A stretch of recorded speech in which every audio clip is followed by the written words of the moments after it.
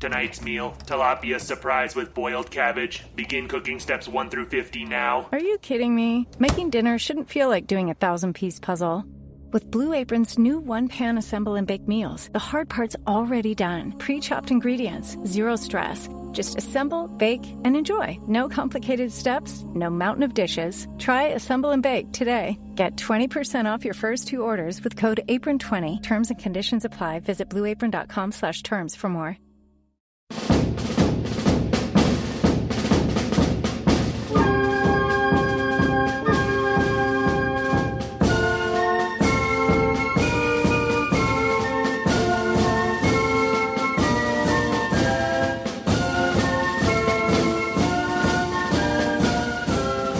Hello and welcome to Haway The Podcast. It's Martin here, and today you join us for another episode of On This Week, where we take a look back at some of the significant and some of the not so significant events that took place on this week in the history of Sunderland AFC.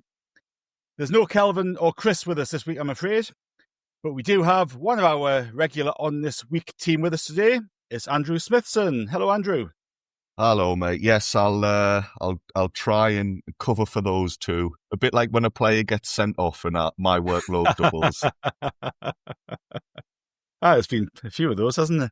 Yeah. But we have drafted in an exceptionally good replacement. We did think long and hard about who to invite to replace Kelvin and Chris, and it's a hefty task to do so. But we have struck gold, and we are delighted to be joined today by none other than our official club historian, Rob Mason. Hello, Rob. Yes, hello to both of you, Martin and Andrew. Thank you for asking me. No, that's very good. No, there's nobody better, so we're going to bow to your superior knowledge on a few occasions today, I think, but we will see where we get to. So look, Rob, I know you've been on here before, and I'm sure a lot of the listeners have listened to us do our On This Week podcast before, but the format is pretty simple. We run through the dates that are on this week. So this is the 1st of September to the 7th of September. And we pick out a few bits and pieces to have a bit of a chat about. Some of the things we'll skip over, some of the things we'll have a bit more of a deep dive into. And the 1st of September is a pretty big date in Sunderland history because in 1888, Blackburn became the first Football League team to visit Sunderland. So we beat them 4-3 at the Newcastle Road ground. 6 years later, there was a pretty intriguing game at Newcastle Road. It was Sunderland versus Derby County. And this was a game that ended up playing 3 halves. Now, the story of this one goes something like this. And I was telling Andrew early before we started recording, I stumbled upon this one. I thought, oh, that's interesting. I've never heard of this. And I Googled back on our website, the Roker Report, and I found an article on it. And so I'd written it. It was 4 years. 4 years ago, so 2021, but still, it was a game where the referee had missed his train. He was coming from York, and he missed his train, so another referee was found in the stands, and he cracked on with it, and the game got going. And then it went off at half-time, I think, and then the half-time interval seemed to be taking a surprisingly long time, and the referee had finally got there from York, decided that whatever had happened in the first half wasn't too valid, and they're going to start the game again. Pretty interesting. It must have been a pretty strange game to be at, because obviously there wouldn't have been any mobile phones going off telling you what was going on. No explanation really for what was happening, Andrew. It must have been a funny old game. Value for money. Value for money. You've paid to watch one game, and you've got a free bit of action. I mean, funnily enough, when Sunderland played Burnley recently, there was a 10-minute delay because the floodlights weren't working, and Burnley's light show decided to kick into action during the match, and that was only about a 10-minute delay, and people were scratching their heads and saying, "What's going on here?" And that is, as you say, everybody's got phones, there's a PA system. You can find out pretty swiftly what's going on. Whereas back then, I don't know, there's probably some people in the ground when the second first half's ended is maybe gone, oh well, that's a game over. I'm heading home. I'm heading home for my tea now. See you later, boys. It doesn't understand why everybody else is still hanging around. No, that's right. You remind me of a game I went to once. It was Poland versus Kazakhstan, and I was in the game, and there was a flood. Part of the way through the game, there was a floodlight failure, and the teams were off the pitch for about 20 minutes. And I thought, well, obviously there were tannoy announcements, but I didn't understand a word of Polish. But I thought, well, nobody else is going, so I'll stop. And eventually the teams did come back out, and the game finished. It was a night game. God knows what time it finished. And you remind me of that particular occasion, being stranded there on the ground, the team's off the pitch black darkness as it happened, and not having a clue what was going on. Plus, I'd only just arrived in Poland, literally about an hour or two before the game, and I was absolutely starving. And being a vegetarian, the only thing you could get to eat was sausages. So I was absolutely starved, thinking, how long am I going to be here all night? But yeah, maybe there were some people who went home at that Derby County game thinking that's the end of the match, when actually, the referee had decreed the first half. The first half that didn't count, Sunderland had been 3-0 up, and the referee sort of discounted all that. So we started again. Fortunately, still had a massive win, as I'm sure you're about to explain, Andrew. Yeah, no, I think it was an 8-0 win in the end, but I liked the match report. Yeah, it was the Sunderland Daily Echo. It was 8-0 or 11-0 if you count the 3 that were wiped out, but that's technically right. 8-0. The Sunderland Daily Echo's report. Now, I think, Rob, you were an English teacher, weren't you? So there'll be some words in here that you might be more many moons ago. There's some words in here that I'd never come across before. The match report said it was well on to 5 o'clock when the players returned to the field. They loitered for a considerable time outside the clubhouse, and it was guessed that a hitch had occurred somewhere, and people began to ask whether it was a league match at all. This is where I'm going to have to put my teeth in. The utmost dilatoriness was displayed on resuming, some of the players sprawling about the grass, while others assembled into little groups and held consultations, taking no notice of repeated injunctions to Haway, H-O-W, new word, W-A-Y, my lads. So that could be a very early mention of Haway the lads, or Haway my lads. The referee had been coming from Darwin. He'd been changing trains at York, missed his connection. There was telegrams flying left, right and centre up the road. But eventually we came out on top. Unfortunately, it didn't cost us, but no, it would be an interesting old game to go to. Well, one thing about that game is that when Sunderland beat West Ham 3-0 the first day of this season, that was our biggest opening day win in the top flight since that 1894 game against Derby County. Oh, there we go. So there's a link to the modern day to that game. We'd, given that we're beating West Ham, the last time we won a top flight game on the opening day of the season by as many goals was in 1934 when we beat Huddersfield 4-1, and we also beat Liverpool 3-0 on the opening day in 1921. But not since that game you're talking about in 1894 have Sunderland had a bigger opening day win. So we equalled our record since then in the opening day of this season. So, as I say, there's a link from the modern day to the ancient history of the team of all the talent.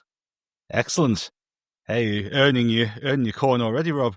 1st of September 1984. Now, this is a little bit of a different sort of game. David Corner and Roger Wilde made their debuts for Sunderland in a 3-1 away defeat at Nottingham Forest. A future Sunderland striker scored all of Nottingham Forest's goals that day. Yeah, Peter Davenport. Super Dav. There you go, Peter Davenport. And Forest also had another former Sunderland midfield player in their lineup that day as well. I'm going to guess that was probably Ian Boyer. That is correct. Excellent. Top marks. Yeah, the most interesting thing for me that weekend was I was at the match, but then I disappeared up to Edinburgh to see the Moody Blues that week. I prefer to remember the Moody Blues of Peter Davenport's hat-trick.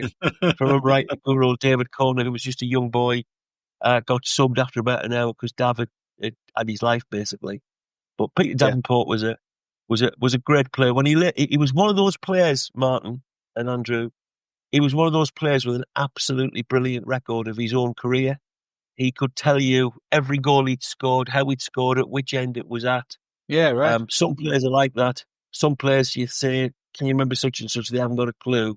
Yeah. But Peter Dabb had an absolutely photographic memory of every goal he'd ever scored. Nice lad, good player, played for England, played for Manchester United and so on. Stylish player. You'll remember we signed him to try and replace Eric Gates to match up with Marco when Gatesy was finished. Really, really good player. But yes, that day he was on fire for Nottingham Forest. It was a very good hat-trick. My favourite memory of Peter Davenport's that goal he scored for us against Middlesbrough, where he completely disregarded any notion of not celebrating against your old side and thoroughly enjoyed that one, didn't he? Yeah. 1990 on the 1st of September. One of my favourite memories from Roker Park, Gary Bennett turning into prime Pele, I think, and lifting the ball over Gary Pallister to surge into the box and curl it round Les Seeley in the Roker end to get a 2-1 home win over Manchester United. And Peter Davenport had been playing that day as well. He just joined us at that pre-season, as you say, Rob, to sort of replace that gap left by Eric Gates. That was our first top-flight win since April 1985, having dropped down to Division 3 and bounced all the way back up again. And on the 1st of September 2007, there were debuts for Kenwyne Jones and Danny Higginbotham against Manchester United at Old Trafford. Now, we were beaten 1-0 with a goal from a future Sunderland striker. Do you want to... What year was that? Sorry? 2007. Was Louis Sahar at Man U by then? That's correct. Louis Sahar. Right. Sub. Come on, half-time sub for Anderson. And scored, yeah. But for our first little deep dive into something, we're going to go back to the 1st of September 1956. It was our third home game of the season, and we faced Charlton Athletic, Andrew. Correct, yes. Those who listened last week will know that I teed this up. That was the quiz question, and the question was, who in 1956 did we beat? It was Charlton Athletic. The score line was 8-1, which is not quite as good as winning 8-0, having had a 3-0 warm-up for 45 minutes. Still quite convincing, wasn't it? Still quite convincing. No. Yes, yeah, you could say Sunderland shaded it. Now, whenever we talk about the 50s, Martin, we discuss the big money Sunderland was spending. And of course, we always end up going on to the implications that money caused, the financial investigations, the scandal that hit the club. You could perhaps find that a bit more palatable if the money spent actually brought us some silverware, and it never actually did. So 1955-56, I think, was typical of the lot of the decade. We reached the FA Cup semi-final. We did have some really great performances, but I think we finished mid-table. I think we were like 9th or 10th in the league. So we could never put together any sort of consistent form, and real success eluded us. So 1955-56, that was the story. The new season, 56-57, already looked like it was going to be a similar type of hot and cold fortunes for us, if you will. That was until the Mr. Smith scandal hit. 56-57 was the year when the news broke and people started to take a closer look at the club's dealings off the pitch. In terms of games already, as you said, Martin, we'd already played a couple of times. This game against Charlton, which was played on the 1st of September, was actually our third home game in 10 days, which is pretty brutal schedule, particularly for supporters who didn't have season tickets. They didn't pay in advance or anything like that. They had to find the money from the wage packet every few days. That's right, yeah. Yeah, so that would have been difficult. Now, against Charlton, in the end, it proved worthwhile. But the games beforehand had once again been hit and miss. We'd beaten Bolton 3-0. happy days. But then we'd lost to Newcastle 2-1, and you just then look at us responding to that with a huge 8-1 victory, and you think, could we have maybe spread the goals around a little bit better, please, lads? We might have picked up 3 wins instead of 2. So yeah, that was the context. The starting 11 had quite a few well-known Sunderland players. I say starting 11; it was the only 11 because there was no such thing as substitutes. The 11, yeah. Yes, the 11. The rest of the playing squad were obviously just twiddling their thumbs in the stands. Johnny Bollands was our goalkeeper. Then we had Jack Headley and Joe McDonald. We then had Willie Morrison, Ray Daniel, and George Aitken. I know we've definitely spoke about Ray Daniel on the pods before. I think George Aitken might be a name we've touched upon in the past. Our forwards, I mean, how's this for a lineup of Sunderland legends? Johnny Hannigan, Stan Anderson, Charlie Fleming, which it's a shame Kelvin's not here because his stories about his dad watching Charlie Fleming, Martin, you'll remember a couple of weeks ago. Crackers, weren't they? Yeah.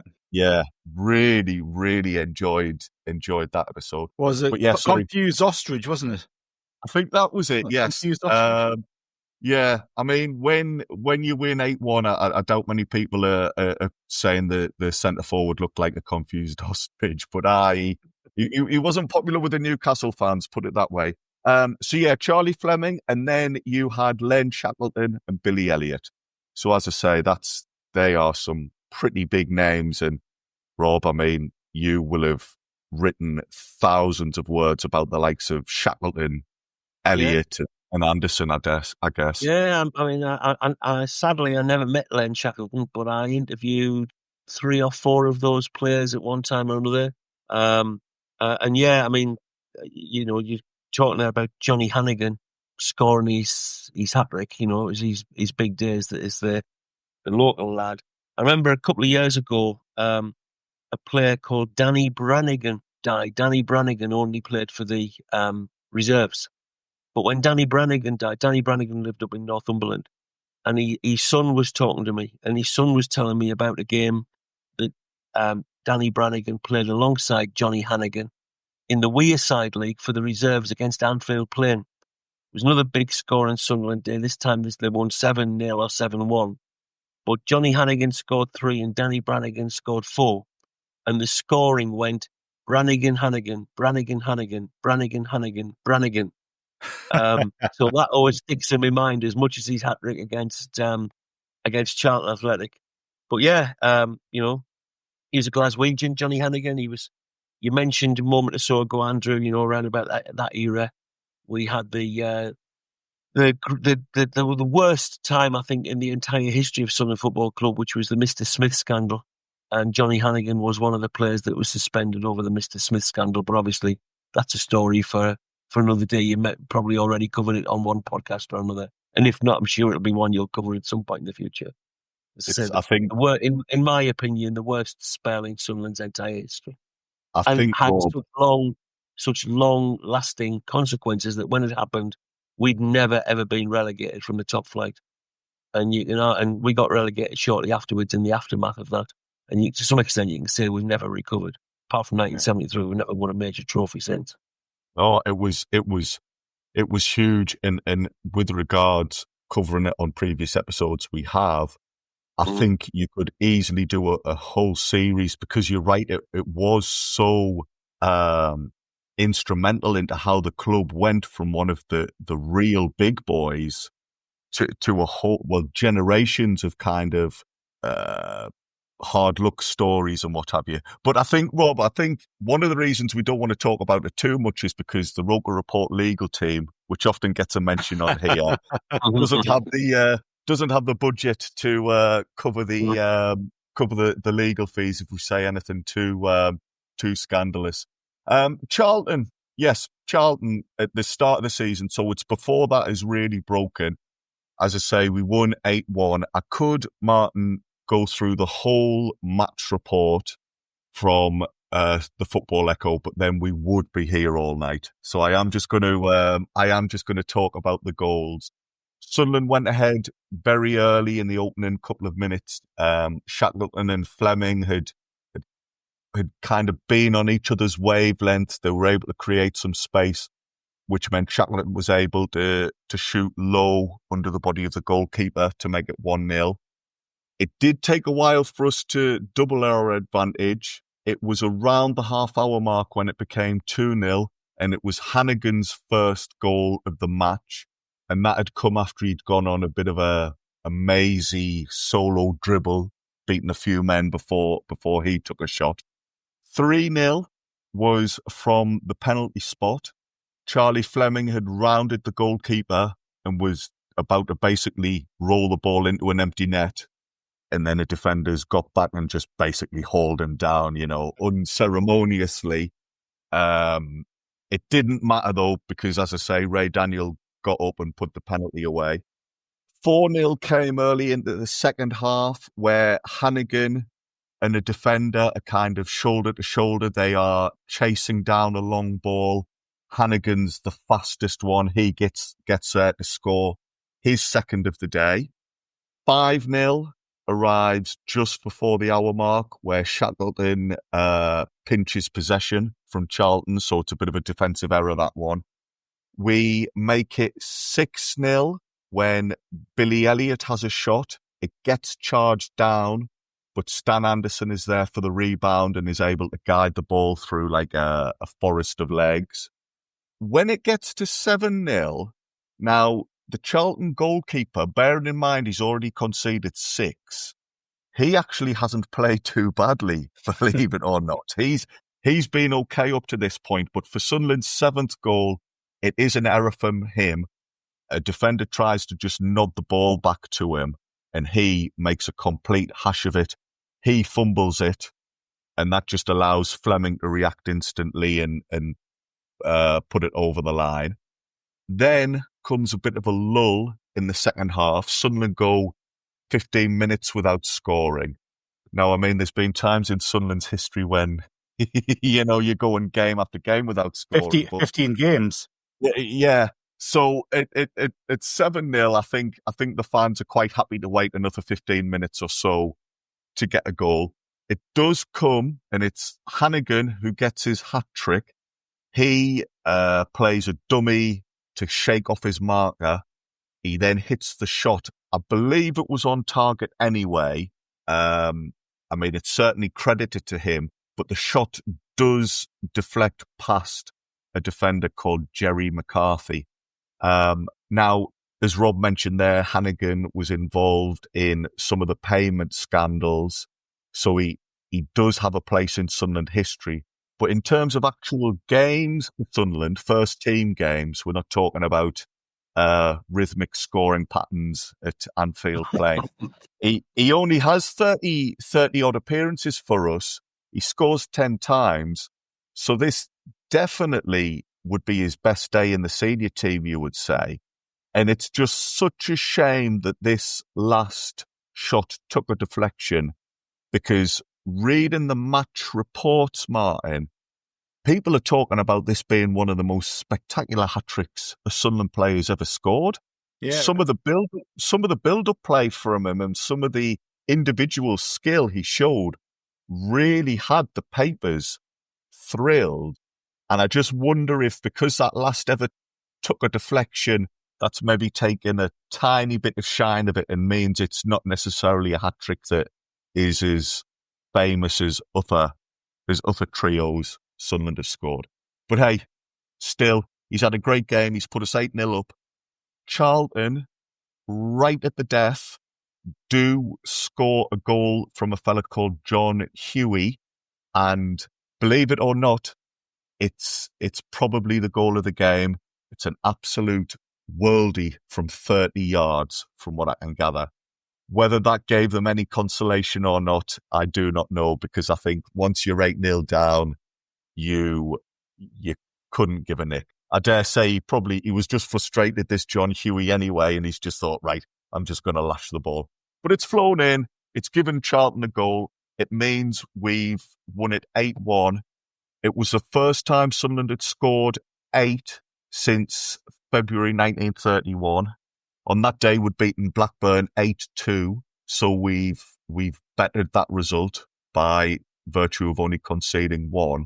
And it was our biggest win since Boxing Day 1934 when we beat Everton 7-0.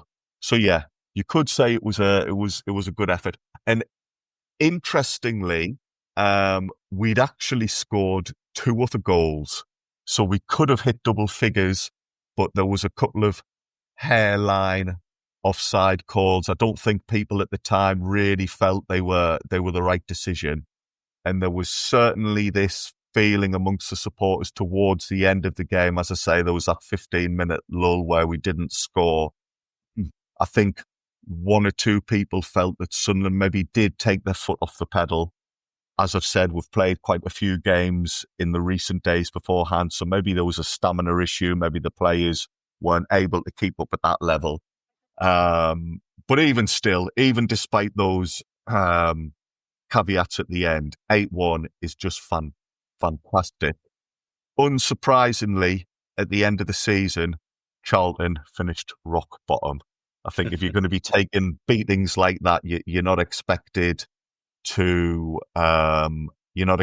do much in the league.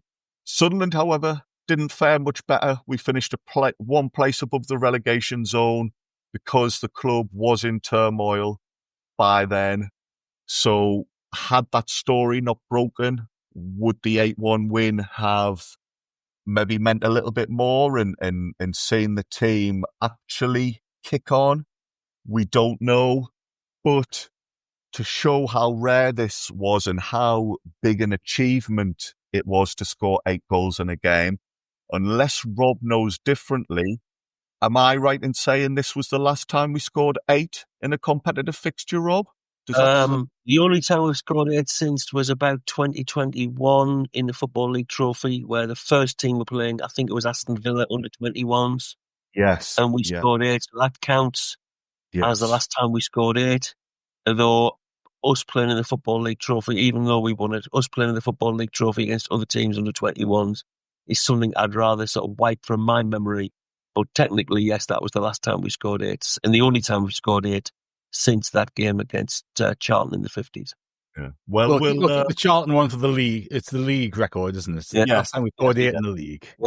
Yeah. So there you go. Not a bad game, that. And when you win 8-1, I'd be flabbergasted if there was many complaints as fans filed out the ground at full time. And our next home game, we scored 5, so it was a good couple of home games to rack the goals up there. Bally for money, yeah, but they're already deteriorating. They've gone from 8 goals to 5 goals. Right. So the rot is set in clearly. I think we went on quite a streak after that we didn't win for a number of games. So you're quite right. The rot had set in. Well, as Andrew said, we just finished near the bottom in that particular season. But that was the story through much of the 50s with the Bank of England team. They could turn it on, but they couldn't do it consistently. That's why they didn't win anything. We signed. You know how many transfer records we broke. That's why we were called the Bank of England team in the 50s. Famously, we beat Arsenal 7-1 in 53 when Arsenal were champions. To this day, a reigning league champion has never lost a game as heavily, although Liverpool did lose 7-2 at Aston Villa about 4 or 5 years ago. But that day when Shaq, we all know, I'm sure you've talked before, how Shaq used to save some of his best performances for games against his former club Newcastle and against Arsenal, who had rejected him as a boy. On this particular day, Shaq was at his very best. Turned Arsenal inside out, set up so many goals.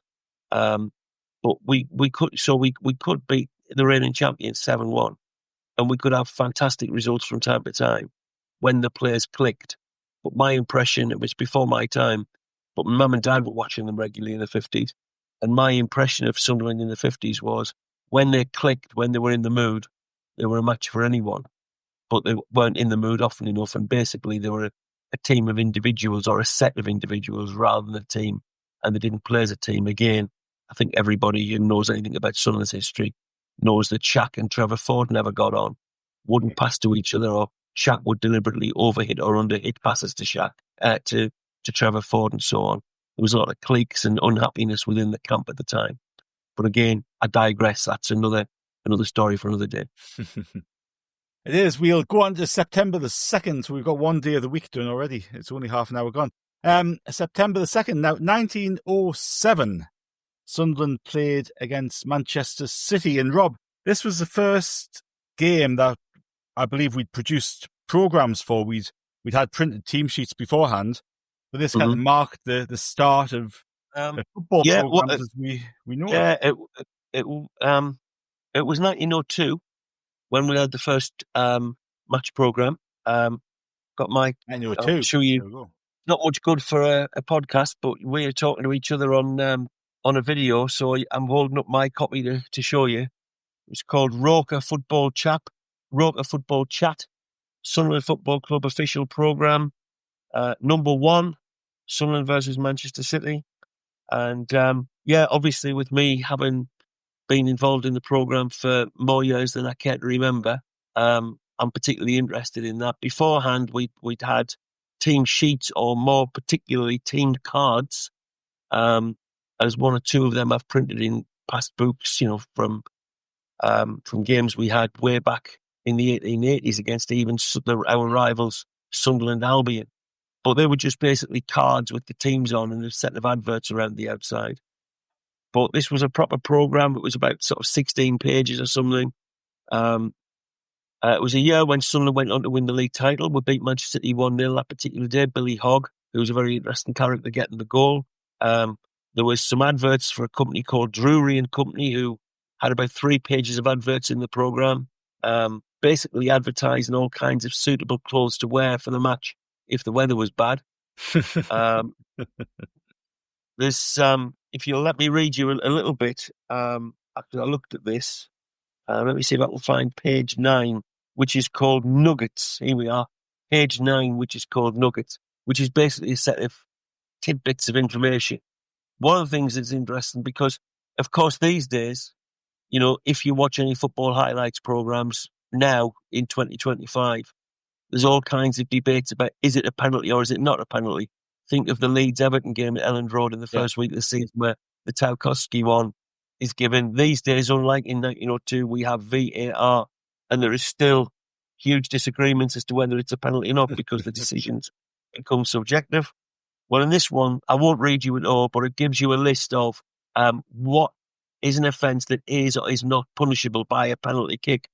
But interestingly, to show how football is different now, it talks about a penalty is given if an offence occurs within the 12-yard line, not the 18-yard line, the 12-yard line. And so you can give a penalty for intentionally tripping an opponent, intentionally charging an opponent from behind, intentionally pushing an opponent, or intentionally kicking an opponent, intentionally jumping an opponent, intentionally holding an opponent, or willfully handling the ball. If, in the opinion of the referee, the tripping of an opponent or handling of the ball within the 12-yard line was not intentional, there's no breach of the law. And it also talks about the fact that you can charge the goalkeeper outside the 6-yard line, but if you charge him inside the 6-yard line, or in fact not the 6-yard line, the 6-yard circle or semicircle as it was in those days, then that can be punished.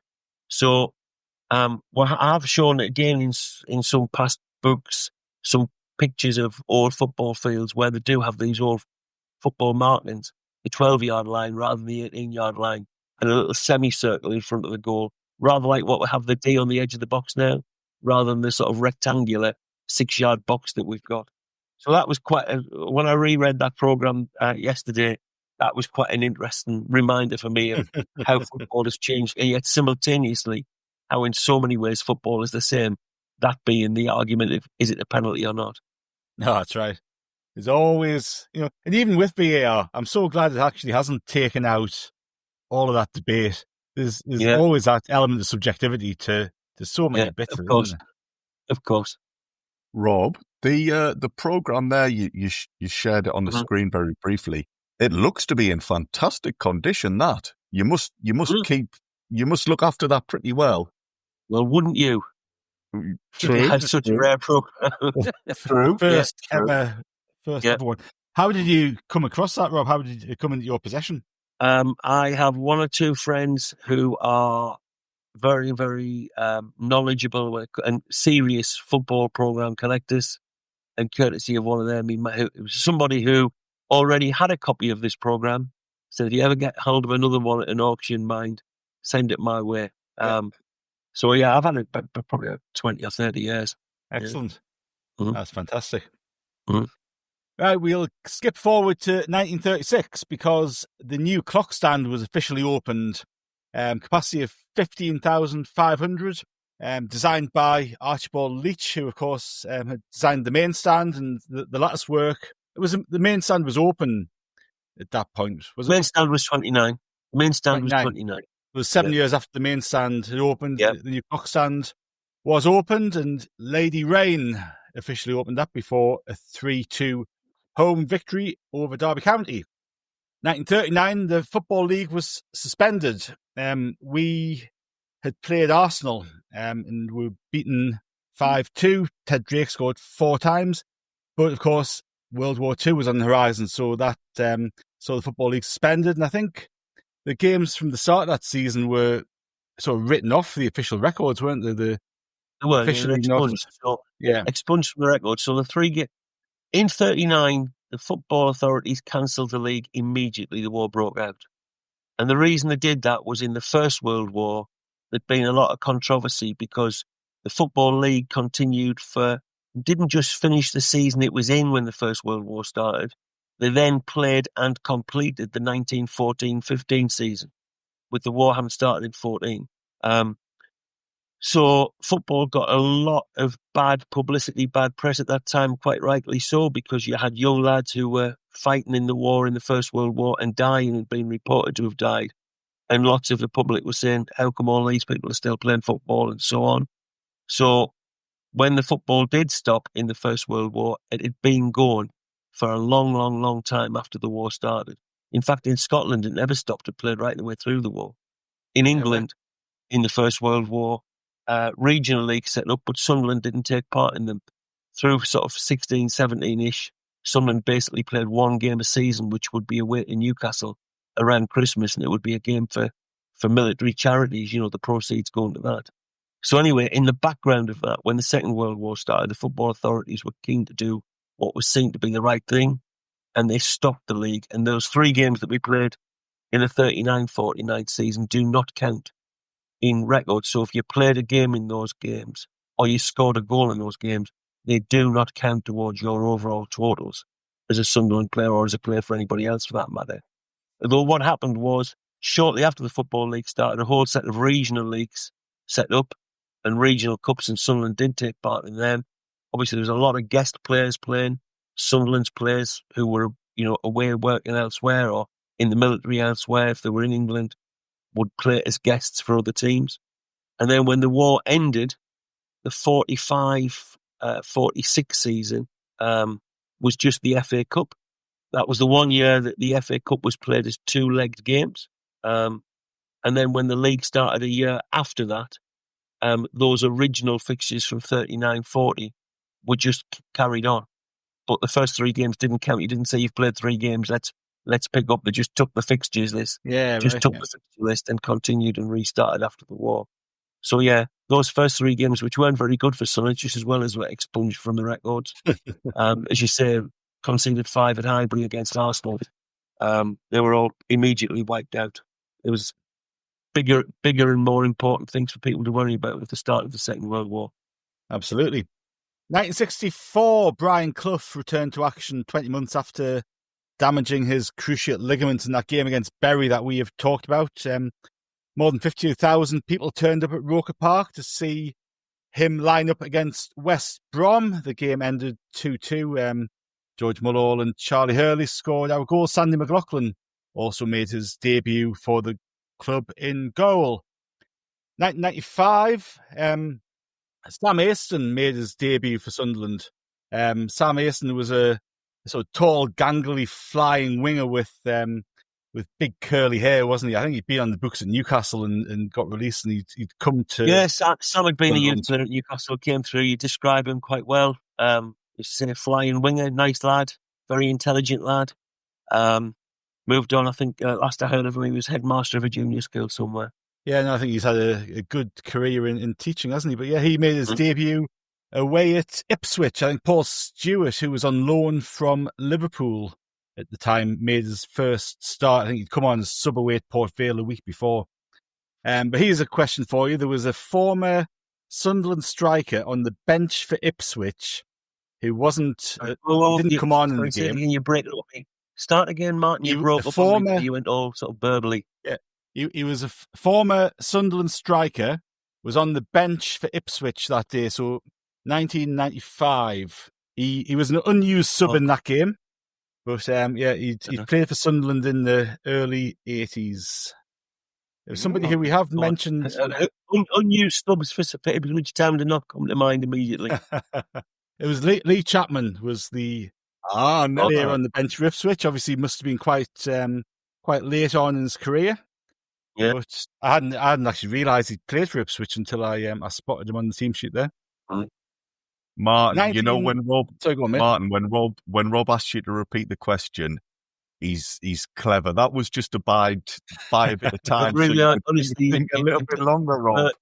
You did go all sort of hazy on my audio there, to be honest. But it wouldn't have made any difference. I can't remember Lee Chapman being at Ipswich either. No, I couldn't either. But, not one of my favourites. Lee Chapman. He was a good player. He was one of those players who did well elsewhere in his career.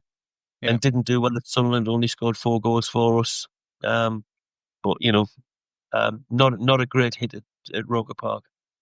1997, first season of Stadium Light, we beat Oxford 3-1 at Stadium Light.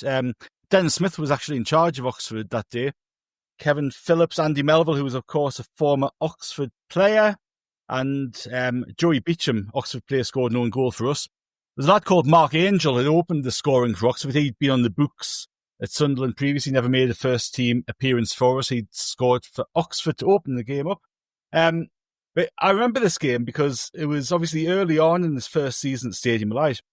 I don't know what other people did, but we didn't know where we wanted to get our season ticket. So we thought, well, we'll just have a few games in each area of the ground before we figure out where we actually want our home to be, if you like. So this game, we were in the north stand behind the goal. And right in front of me I recognised them straight away. I don't know how, it must be from sticker books, the football sticker books, Panini. But Malcolm Shotton, the former Oxford captain, a fella from Newcastle, he was sat right bang in front of me. And a few months later, I think Dennis Smith had left, Malcolm Crosby had a spell in charge, and then he left. And Malcolm Shotton was appointed as Oxford manager.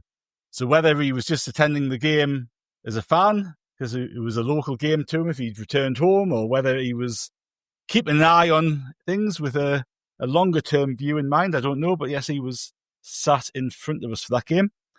And we'll go to 2023 for our last bit for September the 2nd. That was Sunderland 5, Southampton 0. Chris Riggs' first goal for the club. I think he's the youngest ever scorer for us, is he, Rob? Yeah, he took Jimmy Hamilton's record.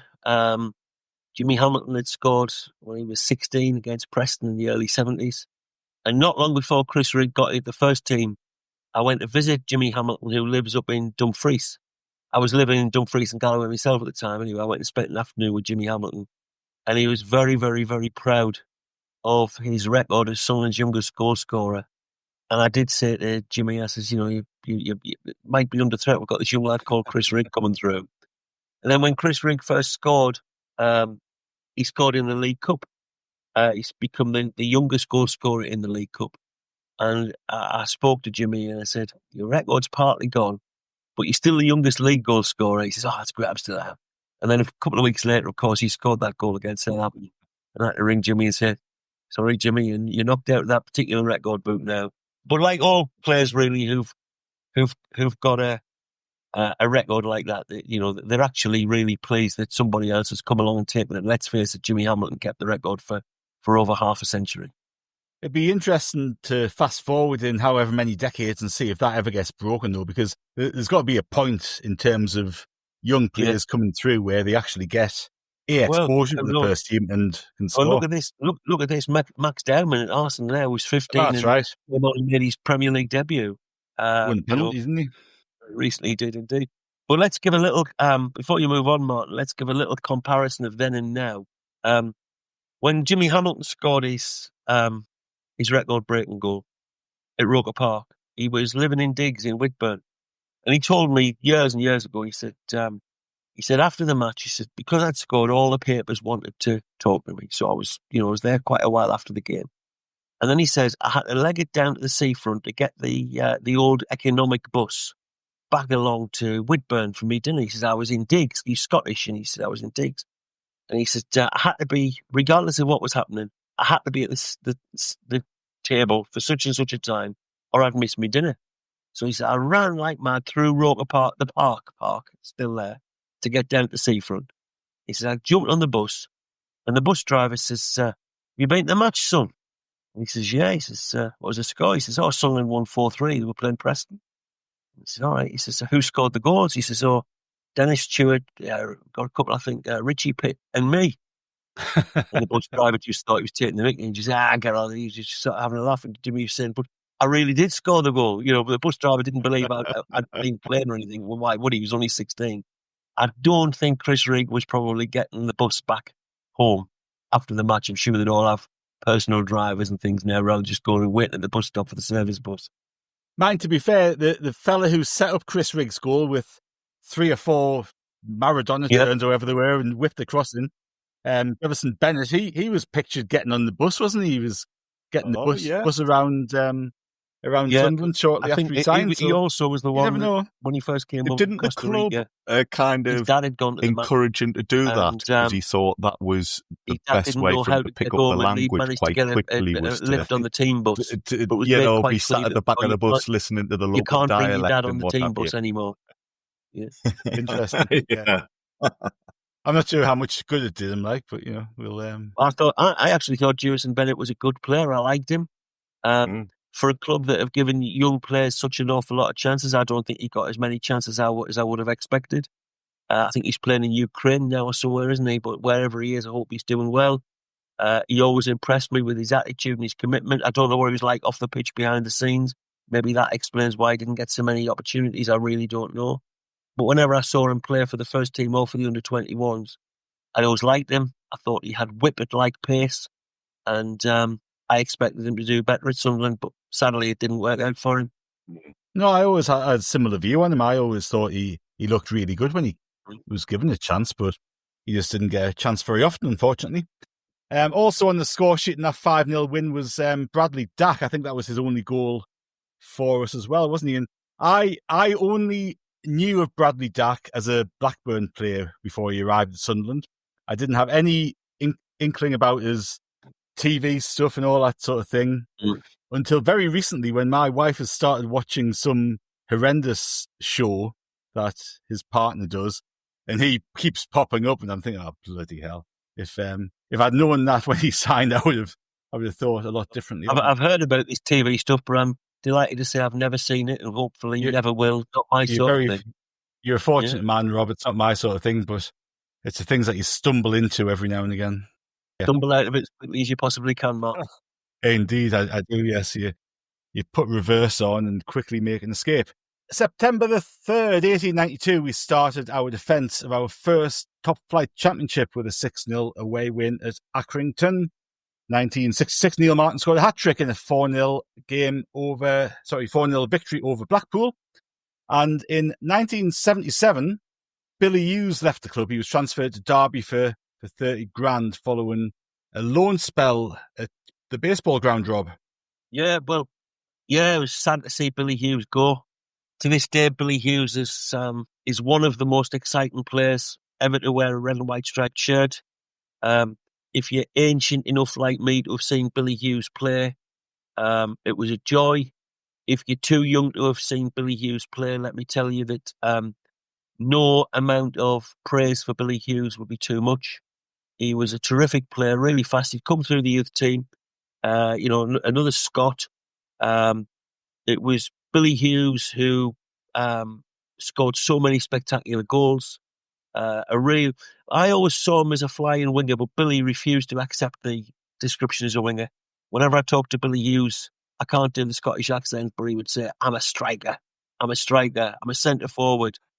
And Dennis Stewart, who in the cup winning team played on the left hand side going forward. Dennis always saw himself as a centre forward as well. So effectively, that 1973 cup winning team had 3 centre forwards: Vic Hallam, the real centre forward, and the fly-in 2, Billy and Dennis on the wings.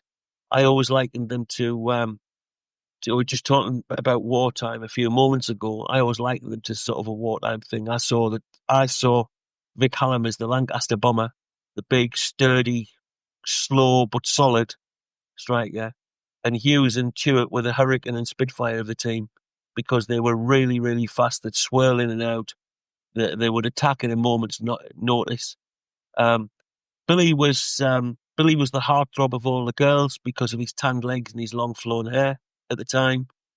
Billy had a huge fan club of girls, but also a huge fan club of blokes who just thought, what an exciting player.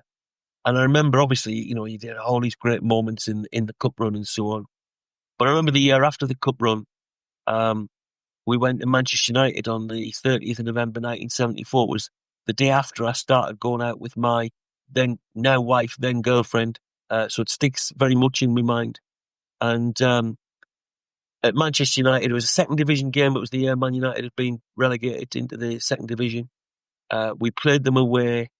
Early on, they took the lead, and it was the 74-75 season. So it wasn't the previous season that we'd won the FA Cup, but it was still the previous calendar year that we'd won the FA Cup.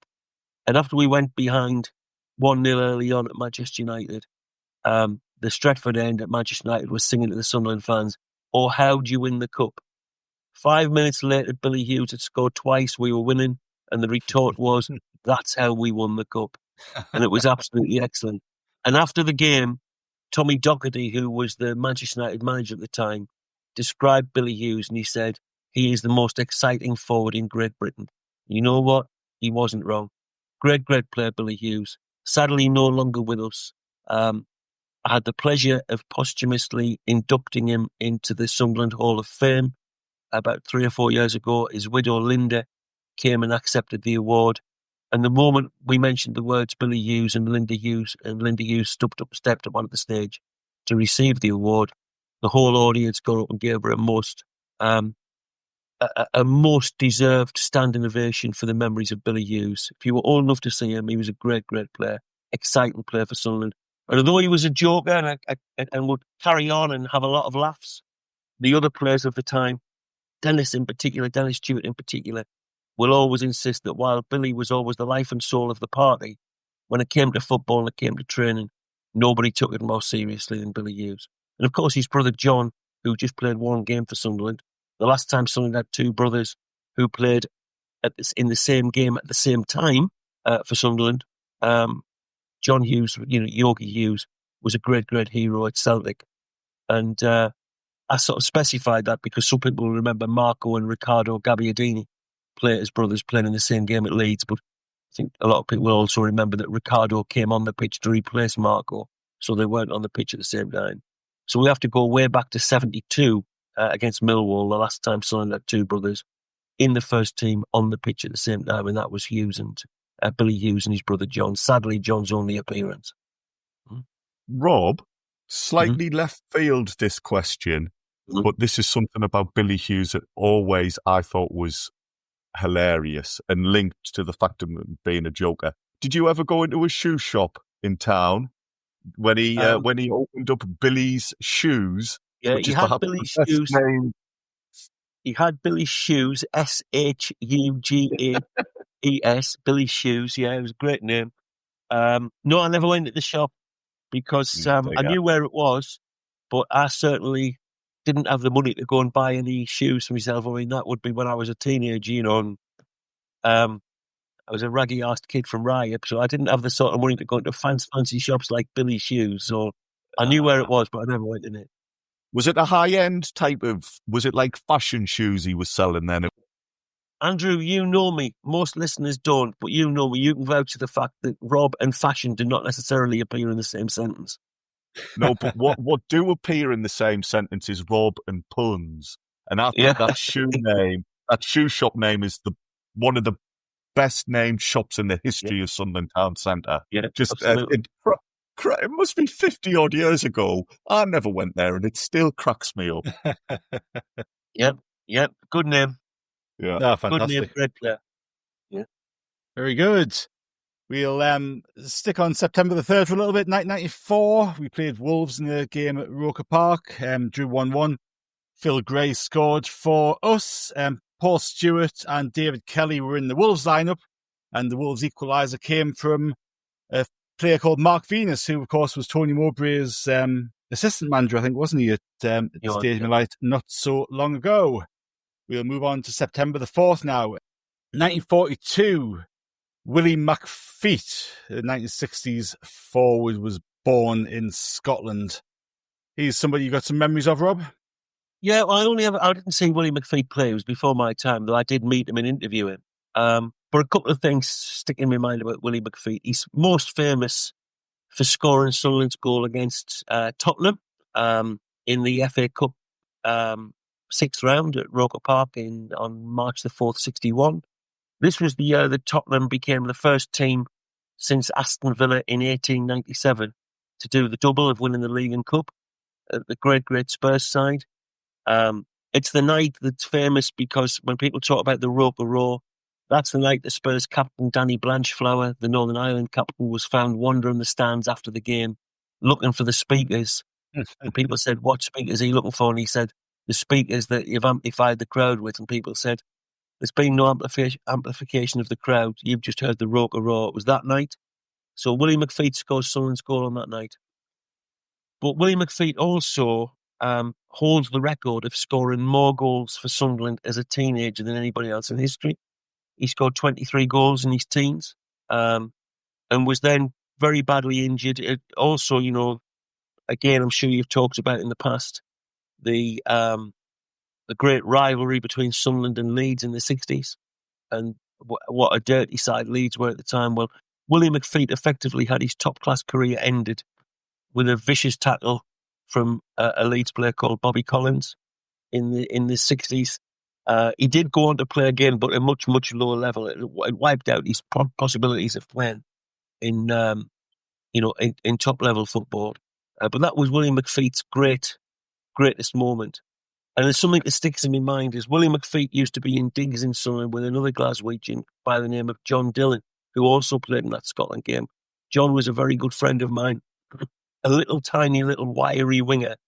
And in Willie McPheat's later years, he was in an old people's home in Glasgow, suffering from dementia. And every Friday afternoon for years, little John Dillon would get on the bus. I say it again, footballer getting on the bus.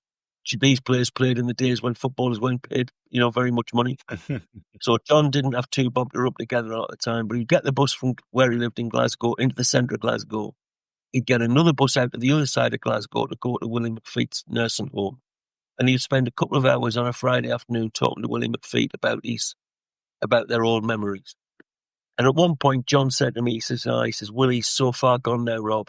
He says, I don't think it's worth me going to see him anymore. He doesn't really know who I am. And I said, because my dad sadly suffered badly from dementia, as did one of my uncles in the past. And I said to John, still go, because hearing is the last thing to go. You might be talking to him and he might not have a clue who you are or what you're saying, but he might be taking in quite a bit of what you're saying. What have you got to lose? What else are you going to do on a Friday afternoon?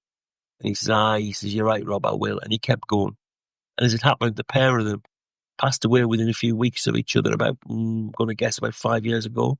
But it was always a heartwarming story to me that the way old players who'd looked out for each other as lifelong friends, later in life. So Willie McPheat had his great moment in the sun, if you like, for Sunderland. His Andy Warhol style 15 minutes of fame with that great goal against, or that very important goal, should I say. It wasn't particularly a great goal, but it was a very important goal against Spurs in 61. And as I say, still to this day, no teenager scored more goals for Sunderland as a teenager than Willie McPheat. Josh Marger had a pretty good go towards it. I think he got about 19 or something like that as a teenager. But Willie McPheat holds that place in Sunderland's history to this day as record goal scorer as a teenager with 23. Fantastic. I'll take some beating, I think, won't it? Absolutely. Very good. In 1984, we played Spurs at Roker Park. We won 1-0 with a penalty from Colin West late in the game. Peter Daniel made his debut, and Graham Roberts was sent off around the half-time mark, and Clive Allen was sent off towards the end of the game, so Spurs finished with 9 men. And 1996, Andrew, you'll remember this one well, as I'm sure Rob does as well. It was the last away-time derby at Roker Park. No away fans, of course. That was the season where the band, well, officially banned away fans. I think there were some away fans that got in there, but we took a 1-0 lead in the first half through Martin Scott, who I actually had some money on that game. I don't bet very often in matches, but we put some money on Martin Scott to score the first goal, and that came in, which was nice. Alex Ray made his debut, got beat 2-1, and David Ginola fell in love with the pies from the main stand paddocks, I think. So, yeah. The Martin Scott first goal scorer was always decent value. I don't gamble, but a defender who takes and scores penalties must be a decent shout for a bet. Martin, was that your thinking, or was it just pot luck? Well, you know what? For years, me and my dad used to put £1 on John Kay to score the first goal, and that never came in.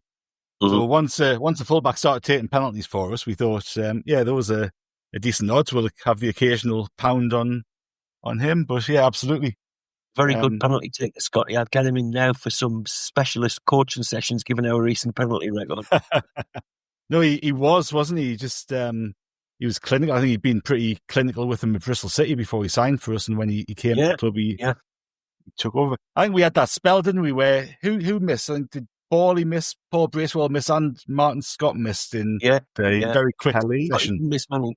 Here's a little Martin Scott memory for you. We were playing away to Wolves, and Martin Scott committed a tackle and really, really should have been sent off, and he only got a yellow card. And the referee was Uriah Rennie, God rest his soul, a great referee who recently passed away. And following week, I was talking to Martin. I said, Martin, how did you not get sent off on Saturday with that tackle? He said, Rob, he says, Uriah Rennie, he says, he goes to the same gym as my dad in Sheffield. He was looking after me. It's not what you know, is it? It's who you know. Yeah, exactly. The old saying goes. Well, I've just read today, hasn't Job's dad got himself into a bit of bother at Dortmund? I think I don't know. I'm not sure he's making friends. So, yeah, Martin Scott's dad was a bit more subtle about it by the sound. I haven't seen that. I'll have to read up and find out what's going on with Job's dad in Dortmund. Yeah. Wasn't too happy over the weekend, apparently. For transparency, we are recording this on early last week, so this will be coming out on the 1st September. We are recording, as we always do, the week before, but yes, Job's dad, wasn't too happy on the weekend, I don't think. So it'll be interesting to see how that one plays out. We will move on to September the 5th, because in 1925, there was an awful lot of goals to talk about. So first team level, we played West Brom away at the Hawthorns. We won 5-2. Dave Halliday scored a hat-trick.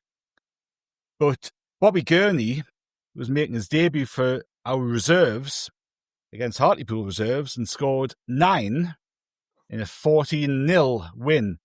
So in terms of great goal scorers scoring a lot of goals, it would be difficult to surpass that day, I suspect. Almost impossible.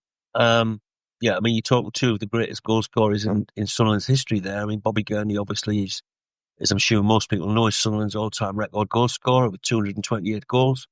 But Dave Halliday, who is talking about scoring the hat-trick for the first team on the same day, Dave Halliday holds the record for the best goals-to-games ratio of any Sunderland player. Fantastic centre-forward Dave Halliday in his time. Scored 10 goals in his first 4 games for Sunderland. Absolutely brilliant.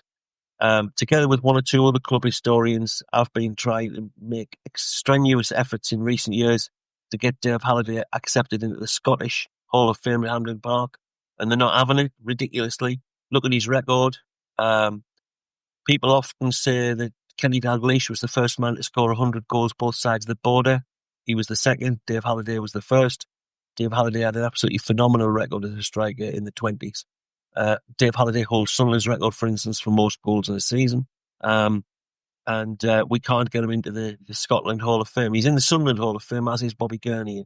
Yeah, Bobby Gurney, as you say, got 9 goals in that. What a way to announce yourself, playing in the reserves. I'll just score the 9 goals. Get myself noticed. Didn't take him long to get into the first team and become a great hero. To this day, Bobby Gurney, although I've met literally hundreds of footballers and interviewed literally hundreds of footballers, to this day, Bobby Gurney is the only footballer I have ever asked to have my photograph taken with. And Rob, what's the rationale for the people up in Scotland not wanting Dave Halliday in the Hall of Fame? What's the reason? You tell me. That? You tell me. We're together with the guy who's particularly the guy who's the club historian for Queen of the South in Dumfries, where Dave Halliday played. We've tried very, very hard over many, many years to get Dave. We will get him in one day. Persistence eventually pays off, But it should have been like just pushing at an open door, but they keep turning him down and going for more modern day players, although they have got players from Dave Halliday's era and for many years before in the Scotland Hall of Fame. So one day we'll get Dave Halliday in the Scotland Hall of Fame, but as yet, he's not in there. Yeah, I'm sure you will. In 1979, on this 5th of September, Sunderland beat Newcastle 7-6 on penalties. Was the League Cup second round, second leg game. St James's Park. We'd played a 2-2 draw in the home game. The away game was a flurry of action later on. Alan Brown scored after 74 minutes to put us 1-0 up. Stuart Bohm and Alan Shoulder scored on 80 and 84 respectively to put the Mags in front, and then Alan Brown equalised on the 90th minute, went extra time, and then we won 7-6 on penalties. Andrew, question for you. There was a future Sunderland player in the Newcastle lineup that night. You've got a smirk on your face. It wouldn't be a goalkeeper, would it? Hey, you know what? It was. That's cheeky, that, Martin. After my, I was setting you up. Were you trying to redeem me? You were trying to redeem me. Yes, I'm guessing it was Steve Hardwick. Steve Hardwick. Yes, as a little teaser, there's another date poignant for Steve Hardwick that I'm going to cover in on this week coming up. I think might be a week or two away. So for your regular Steve Hardwick updates, keep an ear out, because I'm going to be touching on his actual time in Sunderland colours, not playing against us, but in Sunderland colours. We look forward to that. No, as I've said before, that still intrigues me, that little loan spell, but we will cover that very shortly.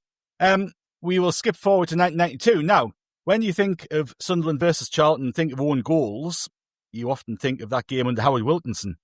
But we had form. So in 1992, we got beat 2-0 off Charlton at Roker Park. Goal scorers for Charlton, Gary Bennett and Terry Butcher. The game had took a turn early on. John Kay got sent off. I think he'd headbutted somebody, hadn't he, down by the clock stand paddocks. And he got sent off early on. But it wasn't... I'm sure it was a fair challenge, Martin. I'm sure the ref just missed.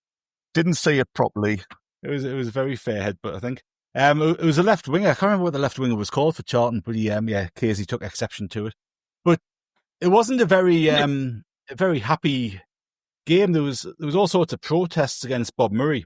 I think the feeling was that Paul Bracewell had gone, as we've talked about before. He'd been let go. We only offered him a 1-year contract. Newcastle offered him a longer contract, so he went over the road. That hadn't really gone down too well. The feeling was that even though we'd spent actually quite a bit of money on people like Sean Cunnington, that Bob Murray hadn't backed Martin Crosby in the transfer market. There was also the stadium sort of saga, or the ground saga. Bob Murray was trying to get us to move over towards Nissan. And I think a plane flew over Roker Park with a banner during this game that said, "Keep the Raw in Roker." So it was a bit of a sort of turbulent time, that spell, wasn't it, Rob? You always think of the 90s. Yeah, of course. It was around Peter Reid. Yeah, there was all sorts going on. It was behind the scenes. There were discussions taking place to set up the Premier League that came about a year later. Football was in some considerable turmoil throughout as different football clubs, the clubs who perceived themselves as the top five at the time were trying to manipulate things from a financial point of view with the television deals, and that led to the creation of the Premier League. Sunderland had a very poor season the season before in the league, but under Malcolm Crosby, and obviously Dennis Smith had got the sack, but under Malcolm Crosby, who was caretaker manager for many months, we'd somehow managed to work our way through to the FA Cup final. We were the lowest ranked team in the 1992 FA Cup final. We were the lowest ranked team since Leicester City in 1949 to reach an FA Cup final. But that didn't really paper over the cracks because around about that time, Kevin Keegan came in at Newcastle. Things took off at Newcastle, not least with the signing of Paul Bracewell, who rarely scored a goal for Sunderland and thundered in a great volley against Southend United on his debut for Newcastle. And Newcastle took off, whereas Sunderland were really struggling. As you say, there was all the discussion going on about leaving Roker Park and possibly at that time going to Washington. Bob knew that, I was one of the people who was dead keen to stay at Roker Park. I loved Roker Park. But Bob was right and I was wrong because had we stayed at Roker Park, it would have become, it was already to some extent a museum piece. It would have become even more of a museum piece. Bob, a few years later got us to the Stadium of Light for what was it, 22, 23 million pounds, even allowing for the fact that was, more than a quarter of a century ago. And I read just this week, Everton's new stadium has cost them 750 million pounds. If Sunderland had never moved, where we going to get 750 million pounds to build a new stadium? Yeah. Bob was right. He showed great vision. Obviously, at the time, he was looking to go to Washington. I wasn't in favour of going to Washington. Would have been a great stadium, but in the wrong place for me. But yeah, it was a troubled time at the football club, and that seemed to be encapsulated by what happened in that particular game you talked about with 2 own goals and John Kay getting himself sent off for being a particularly naughty boy. I'm sure he tutted at the referee's decision. John used to tut at everything on the pitch. Whatever happened. He did indeed. Yeah. And it turned round relatively quickly, didn't it? So, you fast forward only 5 years from there, we played a game at Bradford and we were 4-0 up within the first half. Michael Gray, Lee Clark, Kevin Phillips and Alan Johnson as Peter Reid's team really started to sort of click into gear after we'd moved into the Stadium of Light. There was a couple of former Sunderland players in the Bradford team. We mentioned Peter Beagrie a few weeks ago. Peter Beagrie was playing for Bradford, as was Jamie Lawrence, who we mentioned a couple of weeks ago. He was also in the Bradford lineup. And interestingly, Chris Wilder, obviously the Sheffield United manager in the playoffs, was playing at right back for Bradford, probably up against Alan Johnson that day. So I hadn't realised I had forgotten Chris Wilder had played for Bradford anyway. I hadn't remembered that one.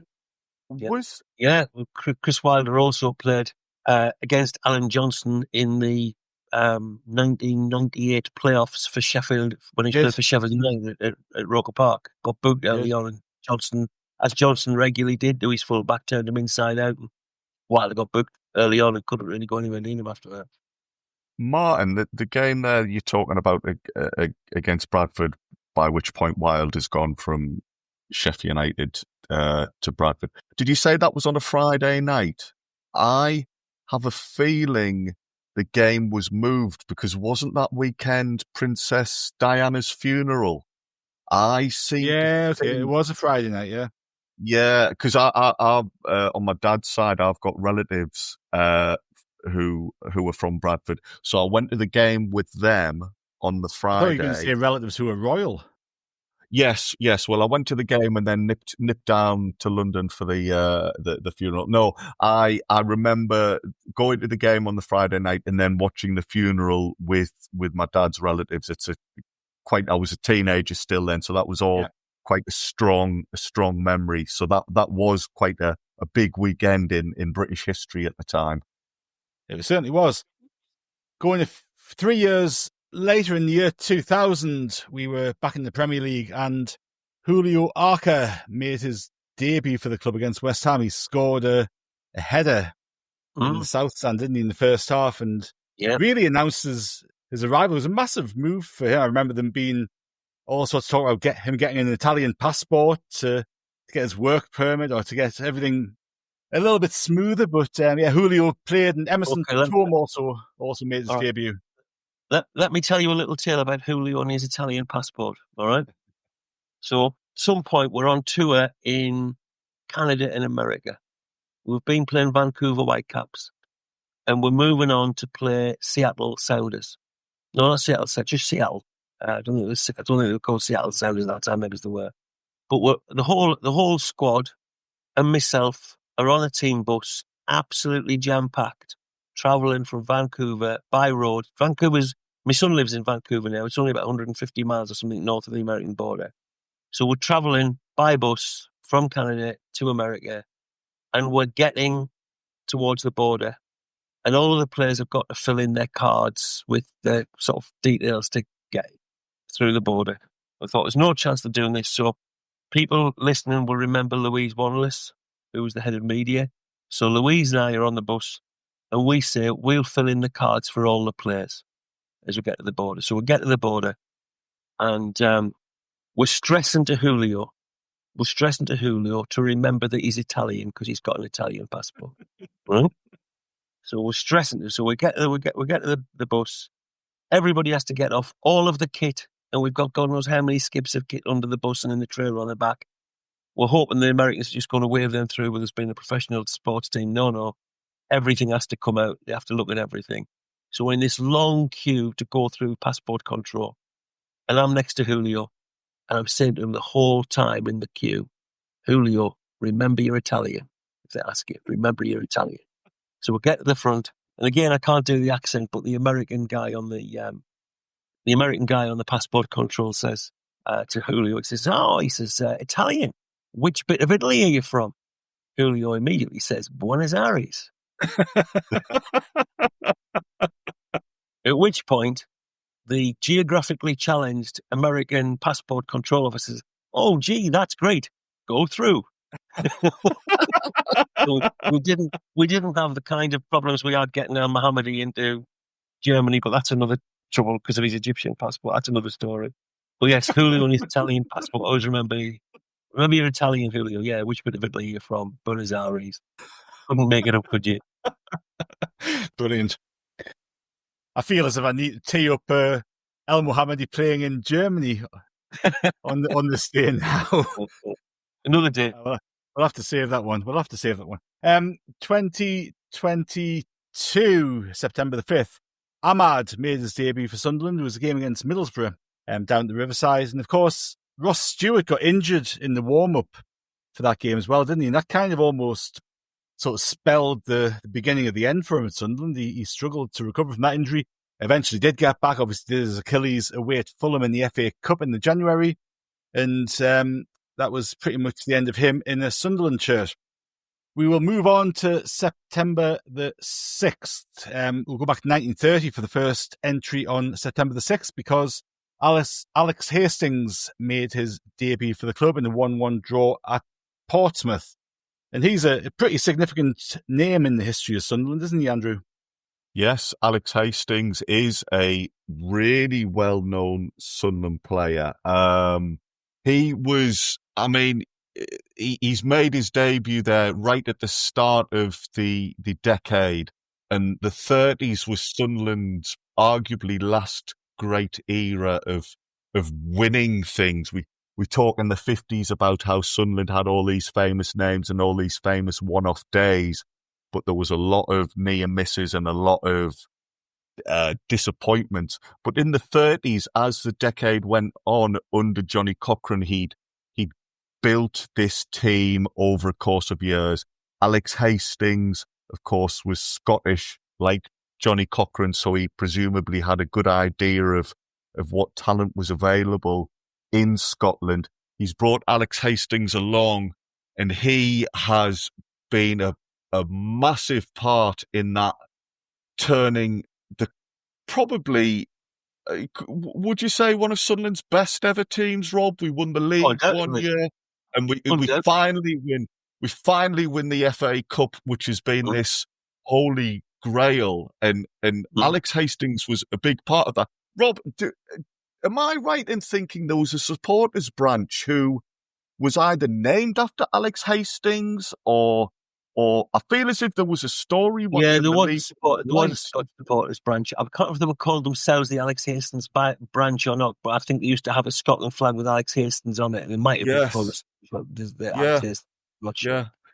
But yeah, he played, hundreds of games for Sunderland as a left half, which my understanding would nowadays be kind of a midfield, defensive midfield sort of position, and a really big name, Martin, in Sunderland folklore. Yeah, absolutely. Alex Hastings was one of the great players in one of the great teams. Absolutely tremendous figure at Sunderland Football Club and beyond. And you're quite right in terms of the 30s. When Sunderland won the league in 36 and won the Charity Shield and then the FA Cup in 37, remembering they were the only trophies you could go for at the time. There wasn't any League Cup to win. There wasn't any European football to play, although that sort of side did go to Spain and beat what was effectively the Spanish national side just before the 34 World Cup. Even though we were without Rach Carter at that time, because Rach Carter was away playing for England. It was a truly, truly great side, very, very attacking side, of course. We mentioned Bobby Gurney earlier on. Bobby Gurney and Rach Carter, of course, were the chief instigators of the goals. But if you think of that forward line at that time, where you'd have Bert Davis to start with, and then he would be replaced by Len Duns a little bit later on. But then you'd have Patsy Gallagher, Bobby Gurney, Rach Carter, and the mercurial Jimmy Connor on the left wing. Again, he got injured as well, and by the 37 Cup final, he was replaced by Eddie Burbanks, who scored in the final. That was the forward line that no less a figure than Bill Shankly, the great Liverpool manager, who played against Sunderland in the 37 Cup final for Preston, described as the greatest forward line he ever saw in his life. But Alex Hastings at left half was a key figure just behind him in, providing them with the service to let their forwards go on and create all of the goals they scored, not least the 109 goals they scored in winning the league title in 1936. And not a bad haul, that, over 100 goals in just as well, because they conceded 74. No league title winning team have ever scored as many goals. But there was the sort of attitude that Arne Slot seems to have now. Doesn't matter how many we concede, we'll score more.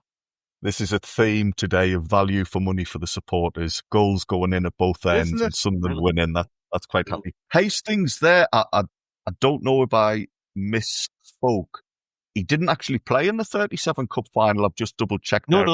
He was Sandy McNabb. Sandy McNabb taking over because he sort of had injuries and lost his place. But in terms of whether that was a great side and a great era, Alex Hastings was a key man through 36. Sandy McNabb had come into the side for the 37 final, just in the same way as Eddie Burbanks had replaced the player in front of the left half, Jimmy Connor on the left wing. We had a different left flank after injuries. According to this book, Sunderland, the Complete Record, Rob, which I dare say you might know the fella that wrote it. In fact, I'm looking at it right now. The Complete Record. Go on. According to that, Hastings did still play a part. He played in the semi-final against Millwall. So he was obviously still part of the group and made an important contribution to what was real high clon days. Absolutely. But he was troubled by injury, which is how it comes. But it was one of those things where by this time Sandy McNabb, who was another great left half, was pushing hard over. Of course, as you mentioned earlier, in that sort of era, there was no substitute. You were either playing or you weren't playing. It wasn't like these days where Regis Delabris talks about starters and finishers, knowing that he's going to bring some people on. But Alex Hastings, a great figure at the football club. Sandy McNabb had taken over for the 37 final, and Sandy McNabb is one of 3 players from the 37 Cup final whose medals from that game I've got on display at the entrance of the Stadium of Light, along with Len Duns and Bobby Gurney. So numbers 6, 7 and 9 we've got on display at the stadium around the Littles. And talking about substitutes there, Rob, you've teed the next one up beautifully. We couldn't have scripted it better because on the same day, September the 6th in 1965, Alan Gowden replaced Mike Hellawell to become the first substitute ever used by Sunderland, which, like we were talking before when we were seeing the starting 11, oh no, it's actually just the 11. You get so used to watching subs being actually a strategic and tactical part of the game, not just an injury sub now. In those days, it was completely different, wasn't it? And you had a sub that would primarily come on for injury. And you're talking about Alan Gowden, who again sadly passed away in recent years, coming on for Mike Hellawell. If I remember rightly, Mike Hellawell had actually been the first player named as a substitute by Sunderland on the opening day of the season, but hadn't been used. So we were 2 or 3, 4 games in, whatever it was, when we first used the sub in Alan Gowden. But yes, I mean, I personally really, really don't like the situation now where you have 5 substitutes in a game. You get no credit for being the fitter team because the team who were getting run off the pitch can replace half of their outfield players and put fresh legs on. Jurgen Klopp campaigned massively for extra subs, which I think suited the team who, like Liverpool, who can have such a powerful squad that they can replace 5 players and have no drop whatsoever in quality. Apart from the fact it breaks up the game enormously when you've got so many substitutions. And we all know that when a team are getting a player subbed and they're winning, that player takes a world record amount of slow time to actually saunter off the pitch. It's just a way of breaking the game up. It drives me nuts. I would like to go back to where you just had 1 or 2 subs personally, but that's never going to happen. Rob, I remember George Hurd, who was a great player for Sunderland in the 60s. George Hurd used to say to me, he would often be man-marked, would be George Hurd. And George Hurd would say to me, when I got man-marked, this is in the 63-64 promotion season before subs, George would say, if I was getting man-marked, I would just take my man-marker on a 75-minute tour of Roker Park. I'd just run and run and run and run all over it. So he went with me. And he says, in the last quarter of an hour when he was knackered, I'd score or make a goal. These days, you can man-mark as many people as you like, really, and 5 of them's going to get subbed and replaced. No, that's right. Anyway, you're getting me on me hobby horse now of too many substitutes in the game. I don't like it. But Alan Gowden was his claim to fame. I was wondering, Rob, if you had your old programme editor's hat on there as well, because the more substitutions, the harder it is to flip and record them all in roll calls and spreadsheets in the back of the programme. It's when teams make up a million substitutions at the same time, and you see the 4th official faffing about with the board. Come on, man, just get on with the game. When we played away to Hearts in pre-season, at one point we made about 8 substitutions at the same time, maybe 9 or even 10, I can't remember. And the Hearts announcer just gave up and he just said, Sunderland are leaving the goalie on.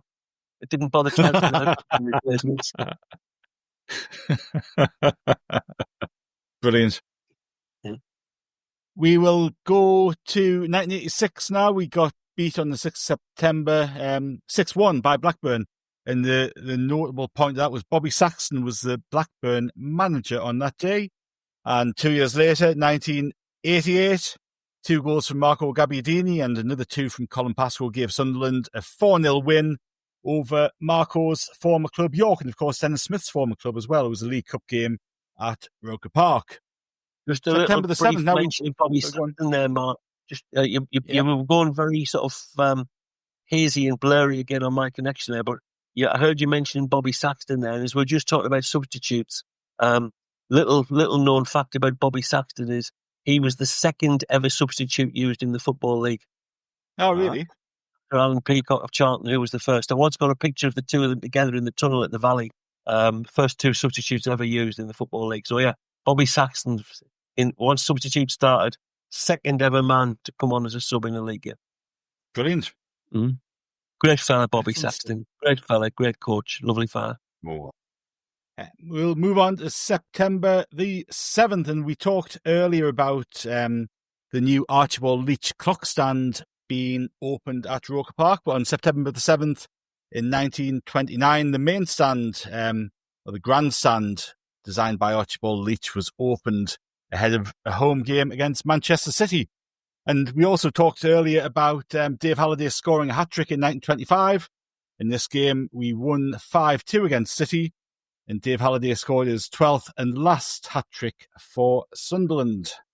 1974, we talked about Billy Hughes earlier as well. 1974, Billy Hughes hat-trick helped Sunderland beat Bristol Rovers 5-1 to maintain our 100% start of the season. And just over a decade later, it was a completely different story because we'd gone, this is our 6th game of the season. Laurie McMenemy, the manager. 6th game of the season, we eventually scored our first goal. Dave Swindlehurst, a new signing that summer, scored against Grimsby Town. We'd gone 494 minutes without a goal. And I think that is our worst non-goal scoring start to the season anyway. Hopefully that will not be beaten. Eric Gates also got off the mark in that game from the penalty spot.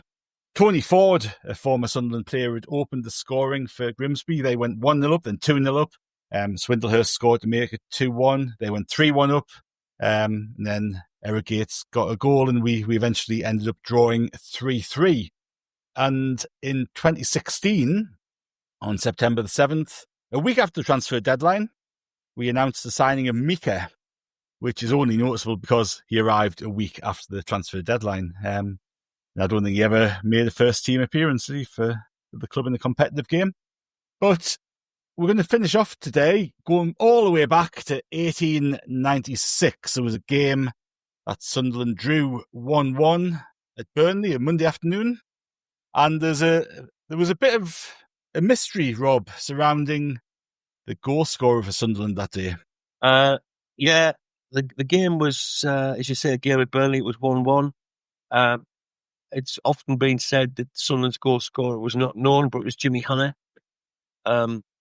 My good friend, somebody that Andrew knows, my very good friend, Mike Gibson, you mentioned earlier, a book called The Complete Record. Mike worked extensively with me as a co-author on The Complete Record, and also the more recent version of that we did, but 4 years ago, called The Absolute Record. So Mike found 12 contemporary newspaper reports of that game back in the 1890s. 11 of them did not give the Sunderland goal scorer, but the Sporting Life clearly gives this goal scorer as Jimmy Hannah, who also had actually scored earlier on, but had been ruled offside in the game. So Jimmy Hannah had scored one goal, had been wiped out for offside. But then to read you from the Sporting Life report, which I've got in front of me, it says, the visitors played better now, but through both sides shot well. The defence was not again beaten until the game was half an hour old when Hannah equalised. So Jimmy Hannah is recorded by the Sporting Life as Sunderland's goal scorer in that game. But generally, a lot of places will say, the scorer wasn't known. And that is because, as I say, out of 12 contemporary reports from newspapers around that time around the country, only one gave a goal scorer, and that was the Sporting Life, which clearly says Jimmy Hannah was the goal scorer. Or Blood Hannah, as he was known in those days. Very good. I think that pretty much does it for this episode of On This Week. Andrew, do you have a quiz to tee up our listeners for our next episode? I have a quiz, but also, if I may, very unprofessional of me, can I just mention something else that I did a little bit of research on recently and I found very interesting? Have I got a moment? You've got as much time as you want, mate. Oh, don't say that. Don't say that. Last week, unfortunately, Martin, you were unable to join us, but one of the talking points in what was a pretty epic episode with Kelvin and Chris was 1982 win when we beat Aston Villa, who were the reigning European Cup holders at the start of the 82-83 season. Our next game in that season was at home to Notts County. Not a good day for Colin West. You mentioned that he scored in 1984 a penalty against Spurs, but a couple of years earlier he had a penalty saved, and after the game an X-ray showed that he'd fractured his foot. We did score late. It was a 1-1 draw. Gary Rowell came off the bench to score. But what I found when I was doing some digging for various bits and bobs with regards on this week and on this day, Notts County were playing the same day we were at Aston Villa. Now, Alan Durbin had been told to cut his backroom staff. Budgets were tight, or having to tighten his belt. So instead of having a scout to go and watch Notts County ahead of us taking them on, he had to send Mick Whitfield, John Cook, who were two of our fringe players. Now, when this episode goes out, Martin, if I've got my dates right, I think the first day we've mentioned, the 1st of September, I think that's transfer deadline day. So as people are listening to this, Sunderland might be negotiating some last-minute multi-million-pound deals. And I just love that idea of, a little over 40 years previously, money is so tight, players are having to go and carry out scouting duties. So the club has come a long way. And if we miss out on a player on deadline day because we're a couple of million short, that is not nearly as bad as back in the 80s where players were moonlighting as scouts. So yes, thank you for indulging me on that one, Martin. I'm just curious about the potential of conflict of interest, because there's a huge conflict there, isn't there? If John Cook sent to watch a young forward, no, he's crap him. Notts County really struggled with short, pacey strikers, boss. I think you should throw me on Saturday. Yeah. I know how to take them on. Spotted the weakness. Yeah, I hadn't thought of that. But yeah, if you're not happy about being in the team, you might give a couple of bits of duff information to make those ahead of you in the pecking order look a bit daft. But no, that was just one that I thought was fascinating. And we talk about changes in football and how the game's very different, and we can afford to have, backroom staff and substitutes benches which have several players on. And back then it was a smaller operation. So yes, thank you, Martin. The quiz question, we will be covering the 8th to the 14th of September, which is important to me to remember because my wedding anniversary falls in that period. So as I'm talking to you, I'm thinking, I'm going to have to start thinking of some suitable gifts.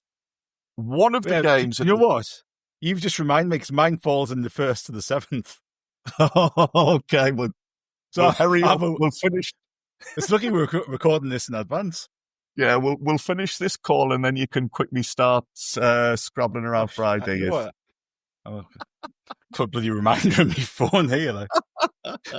But yeah. In the 8th to the 14th, this period, the 13th of September, and I'm going to drop a pun in here, it was the honeymoon period for Roy Keane. We won at Leeds United.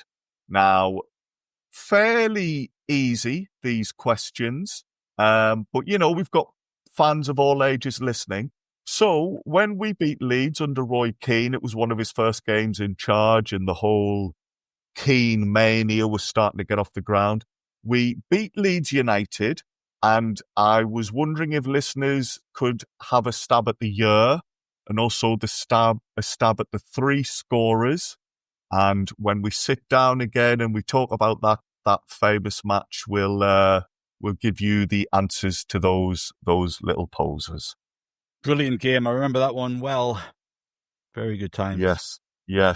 It was a really memorable period. And listen, I now work with lads who weren't even alive when Roy Keane took over. So while this quiz question, there might be a few people thinking, that's a bit easy this week. You never know. There might be somebody who's just having to give it a little bit of extra thought. So yeah, the year and the scorers for that one, please.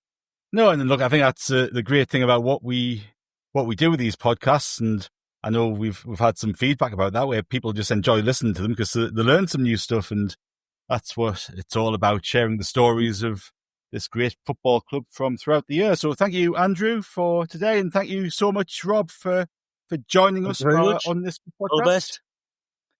Excellent, and keep an eye on the podcast feeds. We've got something new for you to listen to every single day. And remember to check out rokerreport.sbnation.com for all sorts of Sunderland content, including your regular On This Day articles. So thanks again to Andrew and Rob, and thanks to all of the listeners. We'll be back next week with another episode of On This Week, and back tomorrow with a reaction to tonight's transfer deadline. So until then, it's goodbye from us.